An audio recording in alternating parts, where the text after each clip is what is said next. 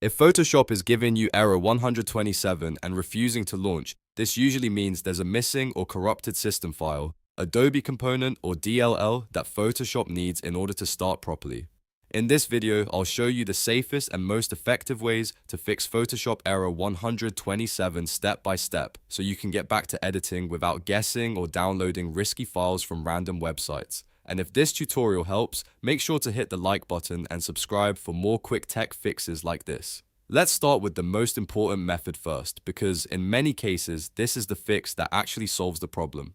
Photoshop depends heavily on Microsoft Visual C++ runtime libraries, and if those are missing or damaged, Photoshop can fail to launch with error 127. So the first thing you want to do is install or repair the Microsoft Visual C++ 2015 to 2022 Redistributable package. Go to Microsoft's official website and download both versions, the x64 installer and the x86 installer. Even if you're on a 64-bit system, you should install both because different Adobe components may rely on different versions. Once the downloads are complete, run vc_redist.x64.exe first, complete the installation, then run vc_redist.x86.exe and finish that one too. After both are installed, restart your computer.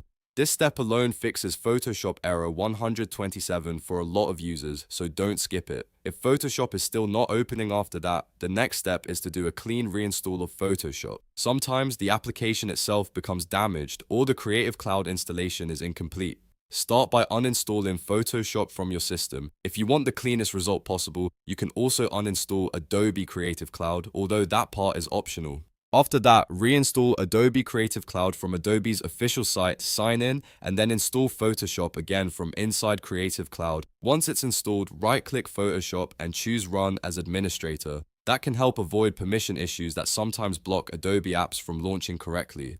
Now let's move on to another very useful fix. Windows system corruption can also cause error 127, especially if important operating system files are damaged. To check and repair those files, open Command Prompt as an administrator. You can do this by typing Command Prompt in the Start menu, right-clicking it, and selecting Run as Administrator. Then type sfc/scannow and press Enter. Windows will now scan your system files and automatically repair any problems it finds. This process can take several minutes, so let it finish completely. When it's done, restart your PC and try launching Photoshop again. In many cases, this clears up launch errors caused by broken Windows files. If you still see the error, there's one more important step you should not ignore, and that is updating Windows. Sometimes Photoshop depends on newer system components or security updates that are only available after your operating system is fully updated. Go to Settings, open Windows Update, and install all available updates. If there are optional updates, it's a good idea to install those too, especially if they include .NET or device-related fixes. Once everything is updated, restart your computer one more time and test Photoshop again. And here's one very important warning. Do not download random DLL files from websites. It may seem like a quick fix, but it's unsafe. It can break your system even more, and most of the time, it doesn't solve the actual problem.